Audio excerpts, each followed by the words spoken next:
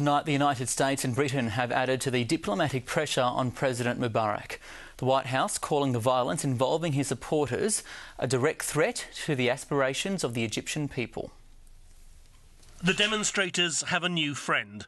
After days of hesitation, President Obama has thrown his weight behind their cause, saying their passion and dignity was an inspiration to the world. To the people of Egypt, particularly the young people of Egypt, I want to be clear. We hear your voices. Today's violence is a challenge to the orderly change the West wants.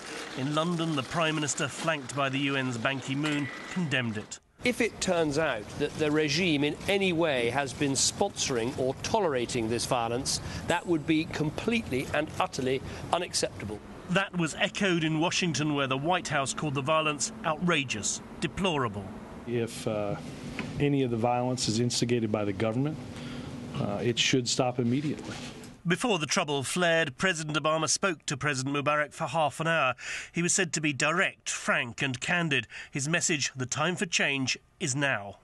But what do the Americans mean by now? How soon is that? Well, the President's press secretary had a way of putting it. Now is yesterday. Officials are blunt. They want Mubarak to go as soon as possible. For 30 years, a parade of American presidents have seen Mubarak as an indispensable ally, sending troops to the first Gulf War, backing the Middle East peace process, a bulwark against Islamic extremism. But now he's in the way. Every day of delay, every week of delay, every day that it seems that there is some slight possibility that this may end with Mubarak still in power, Mubarak somehow shaping the next step in Egyptian politics, equally unacceptable to many Egyptians, I think increases the risks of instability. The president's people say for 2 years he's been telling Mubarak and other autocratic allies they must change, but they wouldn't listen. Now, after protests in Jordan as a new prime minister, Yemen's president says he won't try to hand the job to his son. Yasser el-Shimi resigned his job with the Egyptian embassy in Washington to back the protesters. He says the USA will have to support democracy all over the region. Washington has received the message loud and clear.